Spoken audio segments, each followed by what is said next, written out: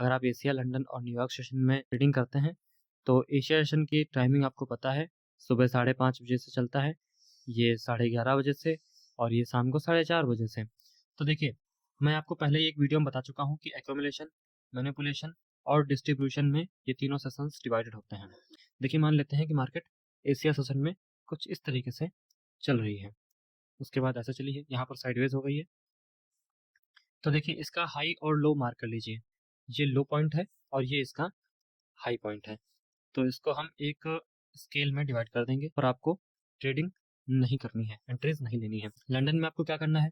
देखिए, London London में होता है मैनिपुलेशन। मैनिपुलेशन का मतलब है जो एशिया का हाई और लो है उसमें से कोई एक ब्रेक होगा।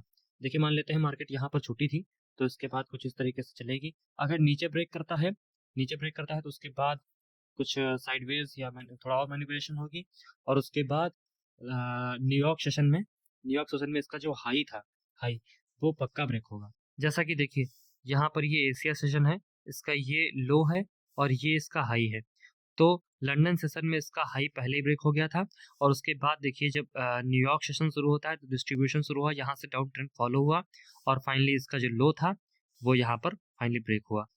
और अगर ब्रेक नहीं होता है, उससे पहले ही लंदन सेशन में ब्रेक हो जाता है, ऐसे लंदन सेशन में ब्रेक हो जाता है, तो न्यूयॉर्क सेशन जो होता है डिस्ट्रीब्यूशन, इसको हम ट्रेंड कंटिन्यूएशन भी कहते हैं।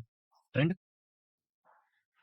ट्रेंड कंटिन्यूएशन भी कहा जाता है, मतलब इसमें ट्रेंड कंटिन्यू होता है।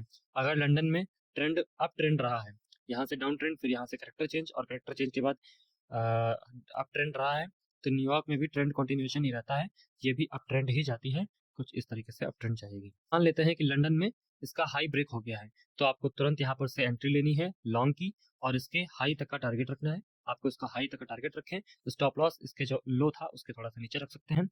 10 में से 8 बार आपका टारगेट हिट होगा, और 10 में से 2 बार आपके स्टॉप लॉस हिट होने के चांसेस भी हैं।